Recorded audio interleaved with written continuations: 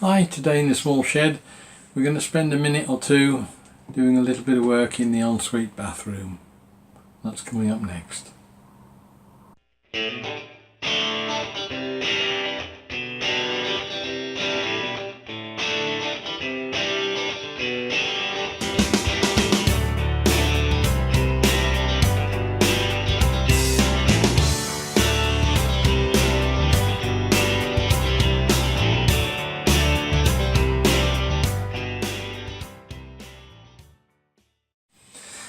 Well, there's a number of issues come up in the bathroom over the last couple of months. It's like buses, nothing happens for 2 or 3 years and then you get half a dozen problems at once.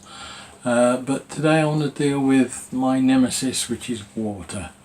For some reason I've never quite got on well with plumbing jobs and I usually end up needing a wetsuit and flippers, so we'll see how this one goes.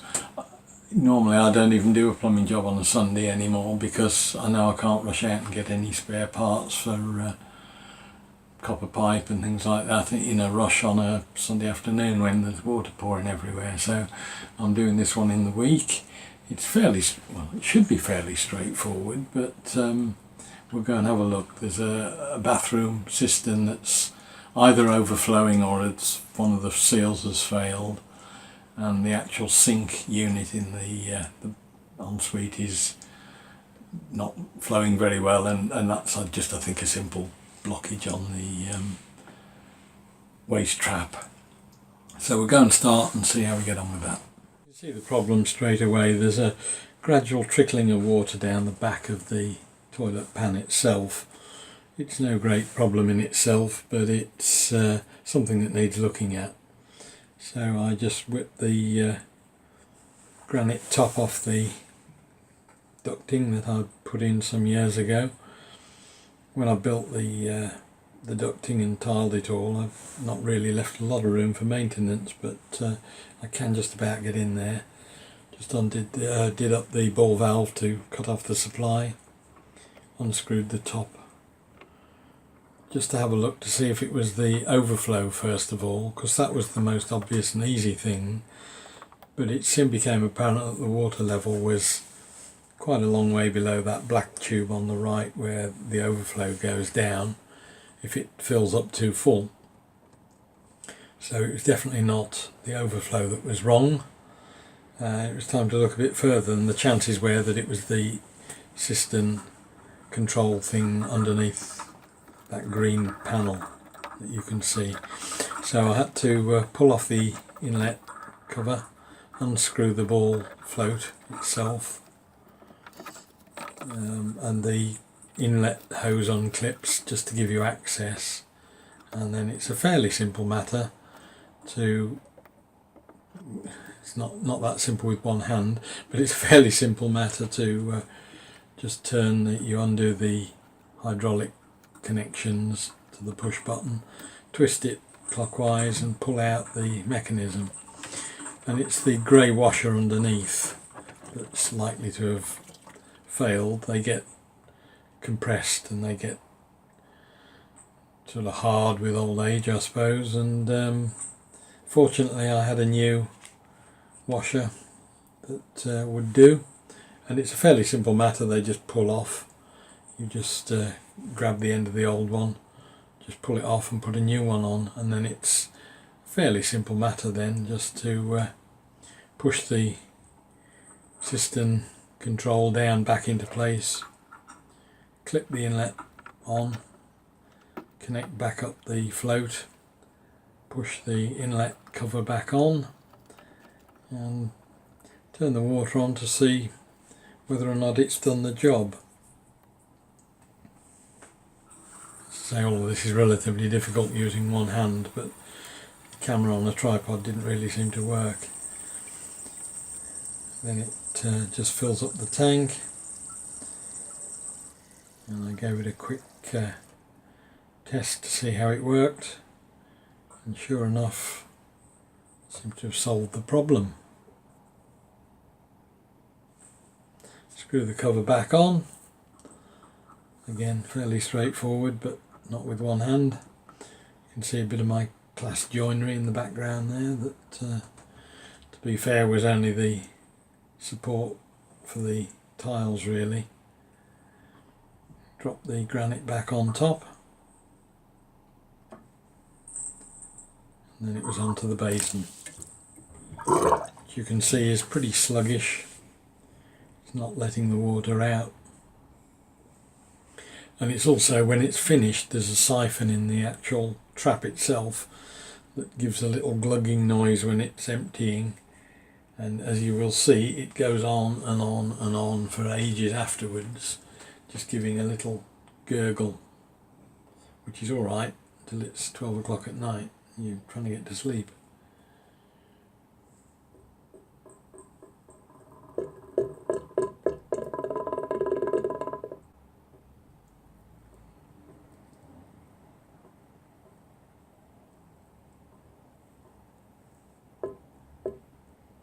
And so it goes on.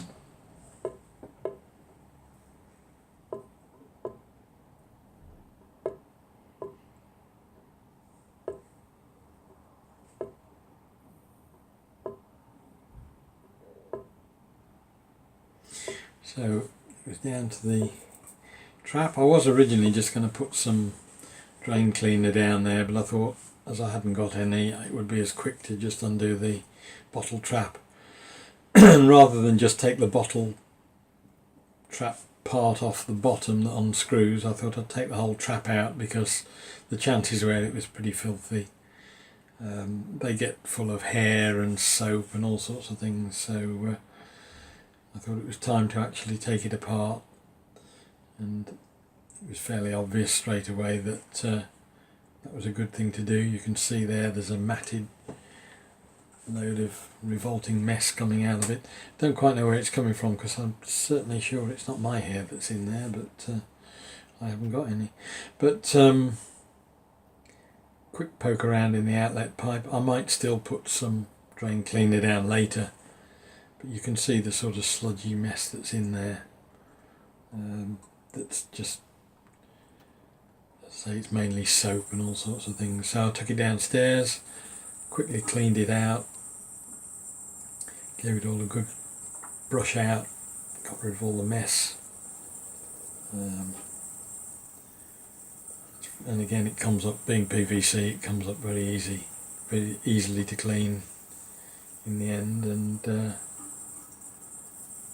goes back together quite nicely.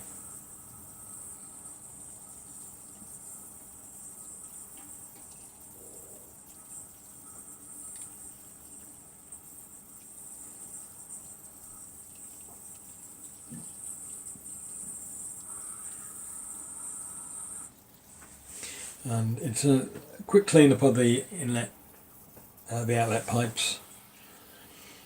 As I say, I've cleaned as much as I can, but I might put some drain cleaner down later just to clean the actual pipe itself out. And then it was a simple matter to screw the bottle trap back on. And at that point I started to hit my usual problems, in that I'd taken it all apart, cleaned it, put it back together. There's a rubber ring seal in there, so it was in theory straightforward, but of course as soon as I did that, the bottle trap, the bottom part, started leaking, and it seemed to be that no matter how many times I took it off, replaced the seal or reseated the seal or cleaned the seal, it just wasn't having it, and it was still dribbling out water, which is just pretty typical of anything I do. And in the end I resorted, after having assembled it and reassembled it about 3 or 4 times, I think, I resorted to my usual cheat, which is to go out in the garage and get some silicone seal, run that around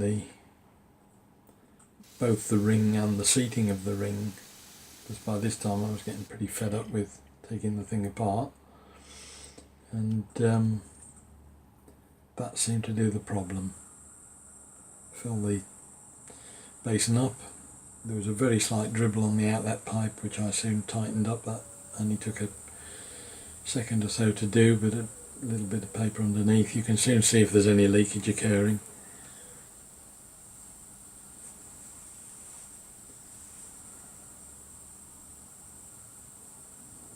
tighten up that back one.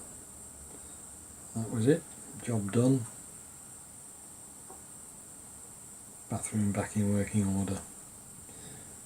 Now all I've got to do is go and look at the lights and the fan that's not working, so that's another day's work. But the basin now drained very simply and quickly. And stops gurgling more or less straight away.